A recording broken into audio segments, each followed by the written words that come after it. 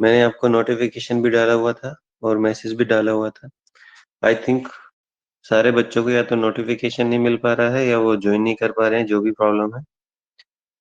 But चलिए, Saturday में हमने क्लास की थी और जो बेसिक कॉन्सेप्ट है उन सारे कॉन्सेप्ट्स पे बात कर ली थी मैंने।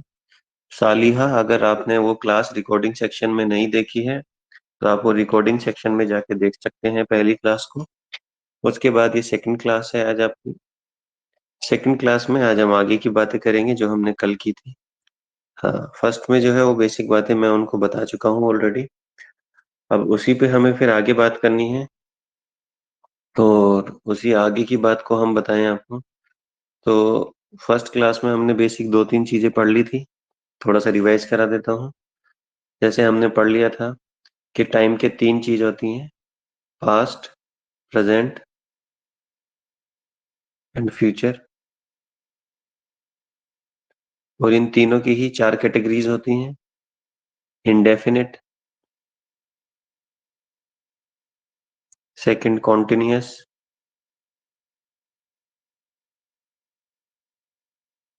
Third perfect and four perfect continuous. Indefinite और continuous usually point of time के साथ यूज होता है और परफेक्ट कॉन्टिन्यूअस टाइम एक्सप्रेशन के साथ यूज होता है।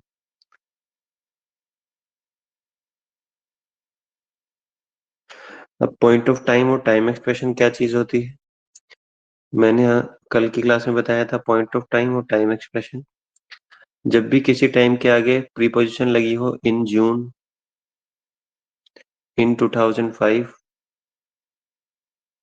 ऑन मंडे और जी एट 2 PM, इस तरीके से जब किसी भी टाइम के आगे कोई प्रीपोजिशन लगी है, इन, ऑन, एट, तो वो पॉइंट ऑफ टाइम होता है। और जब टाइम के आगे सिंस या फॉर लिखा हो तो वो टाइम एक्सप्रेशन होता है। जैसे since June 2005, since Monday,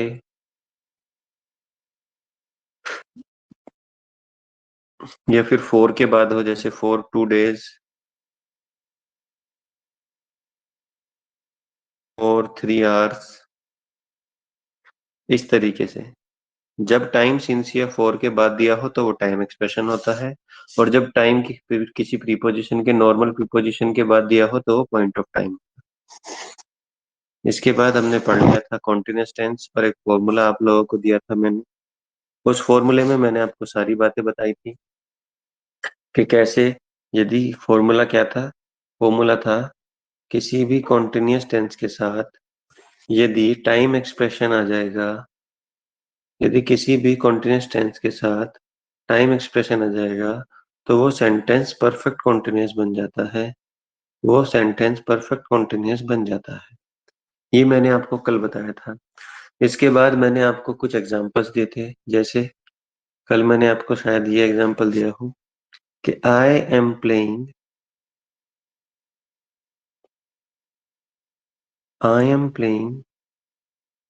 in the garden since morning.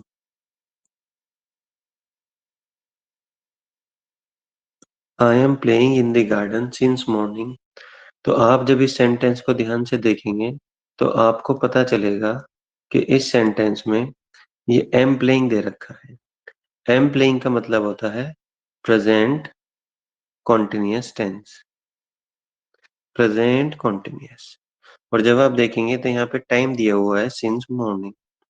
और जब भी टाइम सिंस के बाद दिया होगा तो वो कहलाता है टाइम एक्सप्रेशन।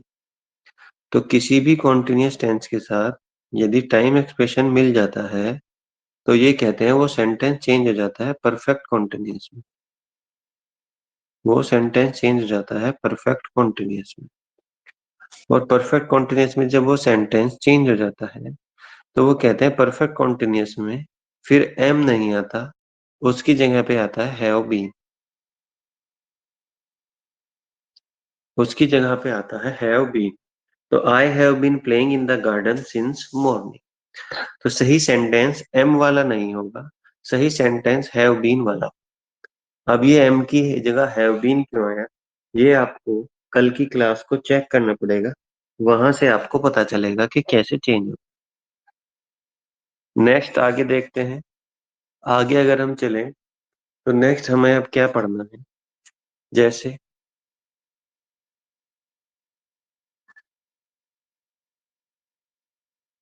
जैसे अगर आप देखेंगे तो अब हम जो नेक्स्ट पार्ट पढ़ेंगे, नेक्स्ट पार्ट में हमें ये पढ़ना है कि किस तरीके से चीजें चेंज होती रहती हैं। कुछ एडवर्ब्स होती हैं,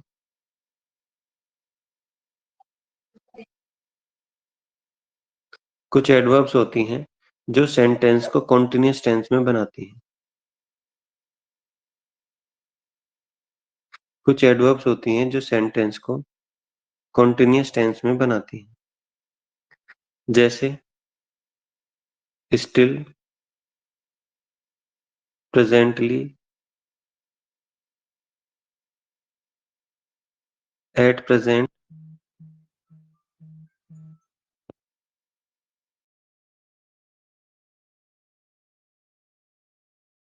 नाउअडेज, दीज डेज। ये जितनी भी एडवर्ब है, ये सभी सेंटेंस को कॉन्टिन्यूअस टेंस में ले जाती है। दूसरे आसान शब्दों में मैं अगर आपको बताऊं, शादमा, शालिहा, कि यदि ये जो एडवर्ब्स मैंने लिखी हैं, still, presently, at present, now a days और दीज डेज, यदि ये एडवर्ब किसी सेंटेंस में आ गई हैं तो वो सेंटेंस 100% कॉन्टिन्यूअस टेंस में बनेगा। For an example, presently he does job in Noida. Presently का मतलब होता है आजकल, प्रेजेंटली का मतलब होता है आजकल। आजकल वो दिल्ली या नोएडा में जॉब करता है, आजकल वो नोएडा में जॉब करता है। तो हम जब इसको पढ़ते हैं तो हमें लगता है कि ये सही बना हुआ है, ही के साथ डज लगा हुआ है, बिल्कुल सही है। लेकिन ग्रामेरियन के हिसाब से ये कहते हैं कि जब किसी सेंटेंस में प्रेजेंटली आ गया तो ये एक ऐसी एडवर्ब है जो सेंटेंस को किस में ले जाती है, कॉन्टिन्यूअस टेंस में ले जाती है। तो कॉन्टिन्यूअस टेंस में ले जाने की वजह से, बिल्कुल सही सालिया, आपने बिल्कुल सही आंसर दिया है। तो प्रेजेंटली की वजह से ये जो डज है ये बेसिकली रॉन्ग हो जाए, और कॉन्टिन्यूअस टेंस बनाना है तो प्रेजेंटली ही इज, और कॉन्टिन्यूअस टेंस को बनाने के लिए क्या लगाना पड़ता है, हमेशा ING form. Presently he is doing job in Noida, आजकल वो नोएडा में जॉब कर रहा है। तो सेंटेंस में जब भी ये एडवर्ब आएंगी जो मैंने ऊपर लिखी है, still, presently, at present, now a days, these days, जब भी ये सेंटेंस में आएंगे तो आपको ध्यान रखना है ये सेंटेंस को किस में ले जाते हैं माय डियर, कॉन्टिन्यूअस टेंस में। और एग्जांपल देख लेते हैं, एक एग्जांपल और देख लेते हैं, चलिए। ओके, शादमा कह रहे हैं ओके, कॉन्टिन्यूअस टेंस में, बिल्कुल बिल्कुल कॉन्टिन्यूअस टेंस है। एक एग्जांपल और देख लेते हैं।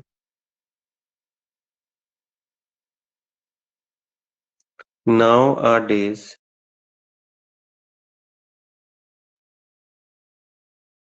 nowadays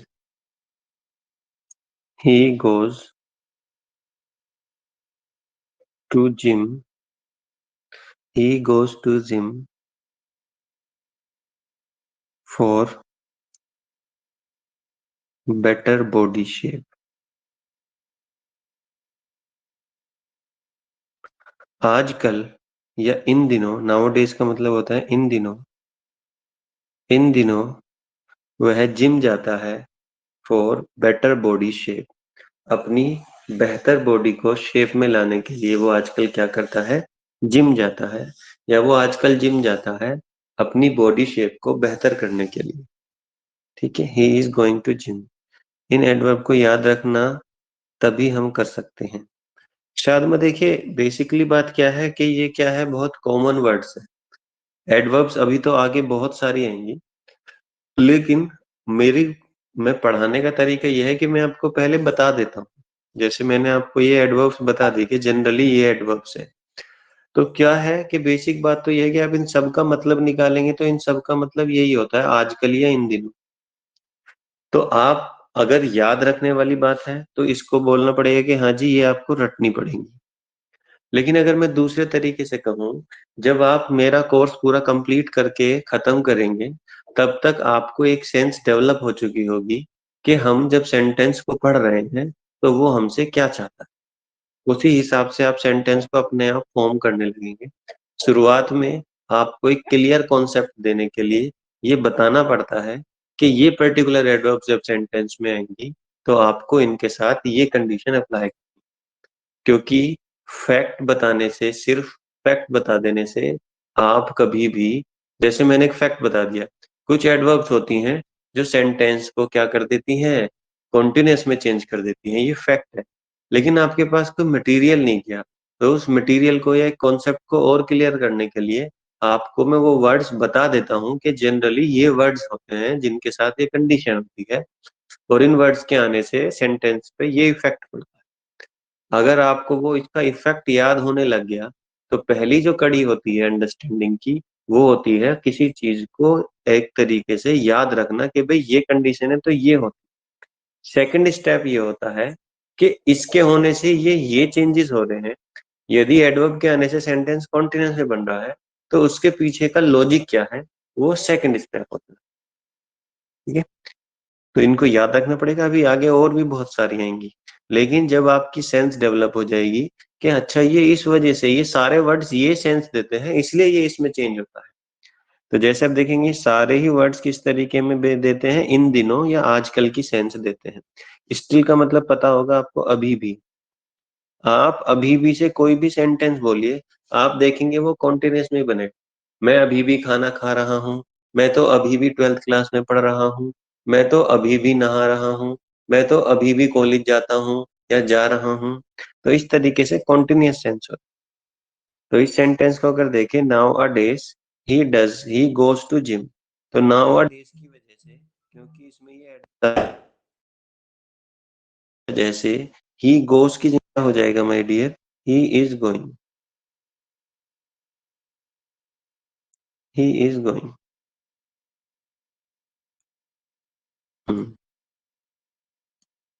अभी भी। तो nowadays he is going to gym for better body shape. तो इस तरीके से कुछ एडवर्ब सेंटेंस पर इफेक्ट डालती है। आगे चलते हैं।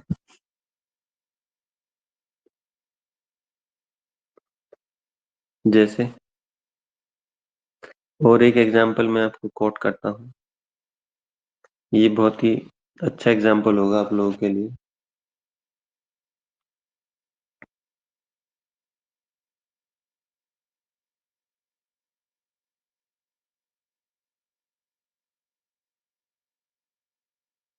It still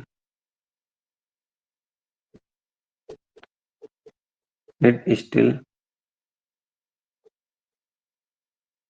rains outside, please do not go out. It still rains outside, please do not go out. अभी भी, अभी मैंने आपको स्टिल का मतलब बताया, इसका मतलब क्या होता है, अभी भी। अभी भी, अभी भी बाहर बारिश हो रही है तो कृपया बाहर मत जाइए। अभी भी बाहर बारिश हो रही है, कृपया बाहर मत जाइए। ये एग्जाम्पल मैंने इसलिए आपको दिखाया है। अब आपको पता है स्टिल क्या है, एक एडवर्ब है। और जब स्टिल एक एडवर्ब है तो ये अपने साथ हमेशा ही कैसी टेंस बनाएगा, कॉन्टिन्यूअस टेंस बनाएगा। अपने साथ हमेशा कैसा टेंस बनाएगा, कॉन्टिन्यूअस टेंस। और कॉन्टिन्यूअस टेंस कहता है कि मेरे साथ आती है वर्ब की आईएनजी फॉर्म। तो वर्ब की आईएनजी फॉर्म होने की वजह से मुझे इस रेन्स को हटाना पड़ेगा और इसकी जगह पे क्या लिखना पड़ेगा, रेनिंग। लेकिन आईएनजी फॉर्म कभी भी अकेले नहीं आती, इसे अपनी हेल्पिंग वर्ब चाहिए होती है। तो हेल्पिंग वर्ब, क्योंकि ये प्रेजेंट टेंस था, एस लगा हुआ था, तो प्रेजेंट का ही कहीं ना कहीं क्या लगाना पड़ेगा, हेल्पिंग वर्ब लगाना पड़ेगा। It is still raining. Saliha ने जो ये लिखा है इट स्टिल इज रेनिंग, ये गलत है। हमेशा ध्यान रखेंगे, यदि एडवर्ब सब्जेक्ट के बाद आ रहा है, ये क्या है, इट, यदि एडवर्ब सब्जेक्ट के बाद आ रहा है तो वो हेल्पिंग वर्ब और मेन वर्ब के बीच में ही आएगा। हम, it is still raining, sentence क्या बनेगा, इट इज स्टिल रेनिंग। जो एडवर्ब होता है, क्योंकि बेसिकली ये एरर आपको बताऊंगा तो मैं कि बीच में क्यों आया है एडवर्ब वाले पार्ट में, कि ऐसा क्यों होता है। जब हम एडवर्ब पढ़ेंगे तब उसके बारे में भी बात करेंगे कि इसका प्लेस यहाँ क्यों है। अभी के लिए फिलहाल आप ये याद रख लीजिए कि यदि कोई एडवर्ब सब्जेक्ट के बाद आ रहा है तो वो हमेशा हेल्पिंग वर्ब और मेन वर्ब के बीच में है। इट स्टिल इज रेनिंग ये रॉन्ग है, इट इज स्टिल रेनिंग ये आएगा। It is still raining, it is still raining. तो ये प्लेस की भी कई बार गलती आती है। जब एडवर्ब का चैप्टर आएगा तो उसमें प्लेस की गलती, कि इसको सही जगह पे लिखा गया है या नहीं लिखा गया है, इसकी गलती आती है। क्योंकि जो सब्जेक्ट होता है वो सबसे पहले चाहता है हेल्पिंग वर्ब, उसके बाद एडवर्ब और उसके बाद मेन वर्ब। मैं बता भी देता हूँ कि ये बीच में क्यों आया, क्योंकि स्टिल जो है वो रेनिंग के लिए आया है।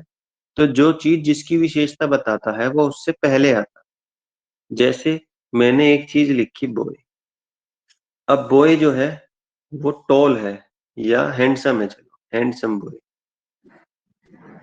अब आप खुद बताइए क्या सही होगा, बॉय हैंडसम या हैंडसम बॉय। हैंडसम बॉय, बिल्कुल। क्यों, क्योंकि बॉय की विशेषता यह है कि वो कैसा है, हैंडसम है। तो जो जिस चीज की विशेषता बताता है वो हमेशा उससे पहले आता है। ठीक है, वो हमेशा उससे पहले आता है। जैसे आप कई बार रेस्टोरेंट में जाते होंगे तो आपने ऑर्डर करी कॉफी, अब आपने कहा भैया कॉफी लाना हॉट, तो ये गलत होता है। आप हमेशा क्या बोलते हो, भैया एक हॉट कॉफी दीजिए। आपका मन है नहीं गर्मियां हैं तो आप क्या कहेंगे, कोल्ड कॉफी दीजिए, कॉफी कोल्ड मत दीजिए। ऐसा सुना है कभी, हमेशा। तो जो जिस चीज की विशेषता बताता है वो उसके पहले। सेम हेयर, रेनिंग की विशेषता यह है कि वो अभी भी हो रही है, उसके होने का तरीका या उसके होने की टाइमिंग बताई जा रही है। तो स्टिल जो है वो एडवर्ब ऑफ टाइम है, यानी कि ये टाइम की विशेषता बता रहा है कि बारिश अभी भी हो रही है, इसीलिए ये इसके पहले आया। अगर आप कर देंगे इट स्टिल इज रेनिंग, तो ये इज की विशेषता बता रहा है और हेल्पिंग वर्ब की कोई मीनिंग होती नहीं है। तो जब उसकी कोई मीनिंग नहीं होती तो उसकी कोई विशेषता भी नहीं हो सकती। तो इसीलिए इसका प्लेस गलत होता है। इसको हम हमेशा उसके पहले लगाते हैं जिसकी ये विशेषता बताता है।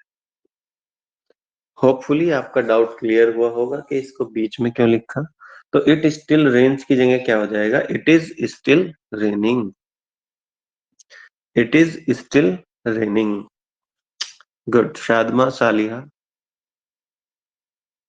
Very good.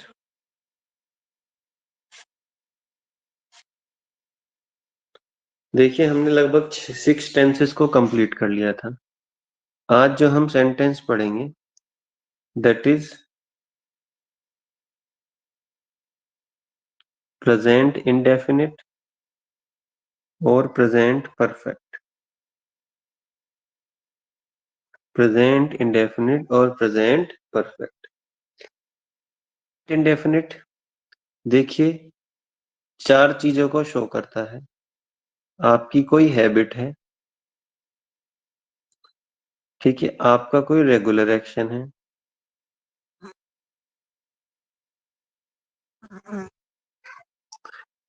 कोई यूनिवर्सल ट्रूथ है? या यूनिवर्सल की जगह लगा दीजिए जनरल ट्रूथ।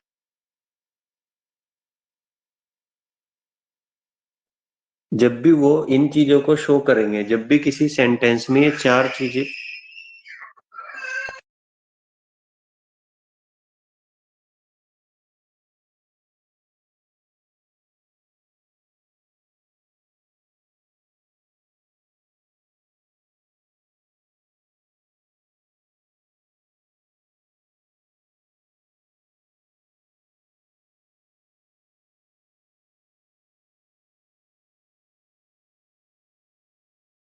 सॉरी भाई, थोड़ा सा घर से क्लास लेनी पड़ रही है तो बैकग्राउंड में आपको बच्चों की आवाज आ रही होगी, क्योंकि मैं अभी हेल्थ ठीक नहीं है तो छुट्टी पे ही हूँ।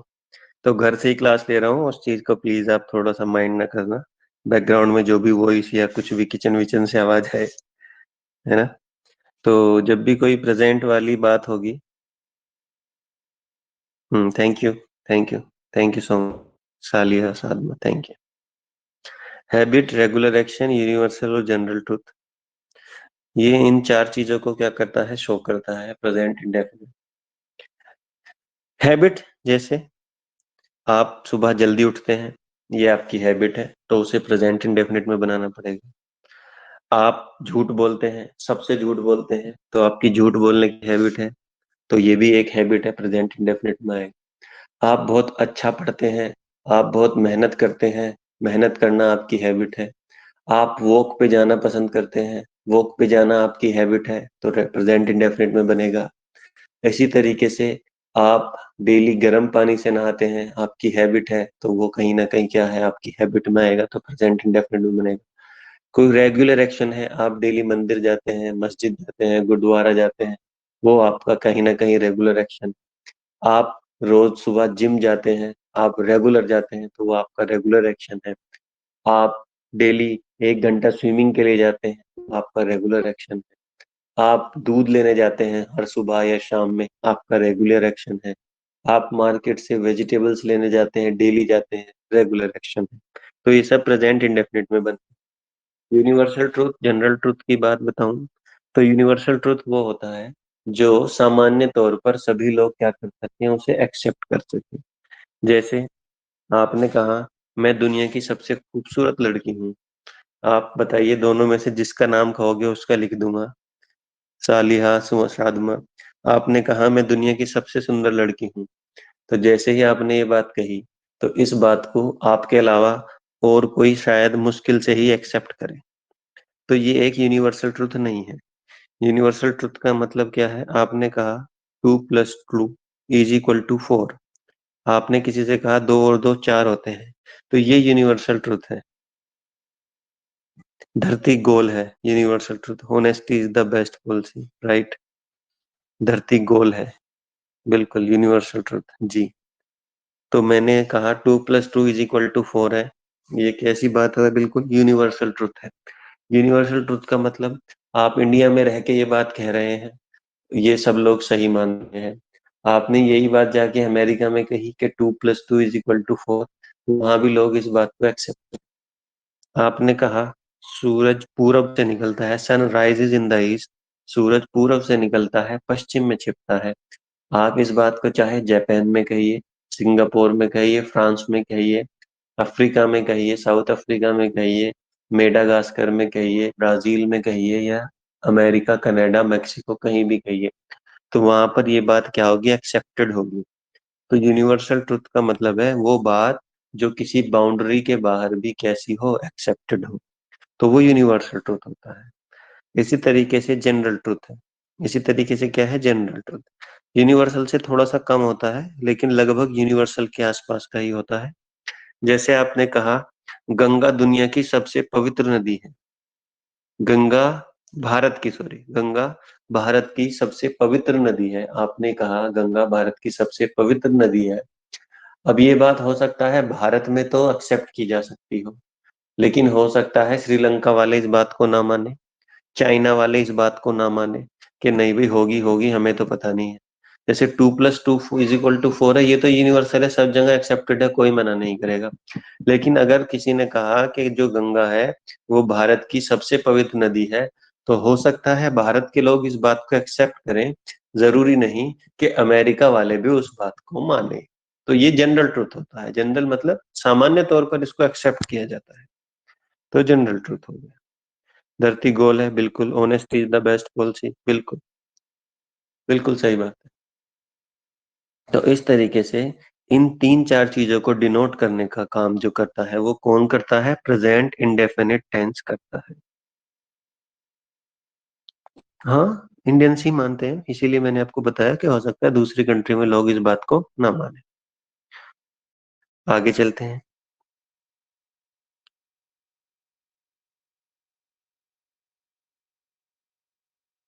आगे चलते हैं। अब प्रेजेंट इंडेफिनिट में ध्यान देने वाली बात जो है वो क्या है? प्रेजेंट इंडेफिनिट में जो ध्यान देने वाली बात है वो इसके साथ वर्ब की फर्स्ट फॉर्म में एस या ई एस आता है। वर्ब की फर्स्ट या ई एस आता है। किन सब्जेक्ट के साथ आता है? शी, किसी का नेम, और एक सब्जेक्ट होता है इट। इसी के साथ जितने भी सिंगुलर सब्जेक्ट होंगे, सब्जेक्ट होंगे, उन सब के साथ वर्ब की फर्स्ट फॉर्म में एस या ई एस आता है। 99% के साथ एस आता है, 1% के साथ ई एस आता है, वो भी वो वर्ड जो ओ से खत्म हो रहे हैं। दूसरा, सिर्फ वर्ब की फर्स्ट फॉर्म आती है। वर्ब की फर्स्ट फॉर्म, बस वर्ब की फर्स्ट फॉर्म, उसमें एस या ई एस नहीं आता। आई, वी, यू, दे, और जितने भी प्लूरल सब्जेक्ट हैं, प्लूरल सब्जेक्ट, ठीक है, उन सब के साथ क्या आता है? वर्ब की फर्स्ट फॉर्म आती है, ठीक है जी।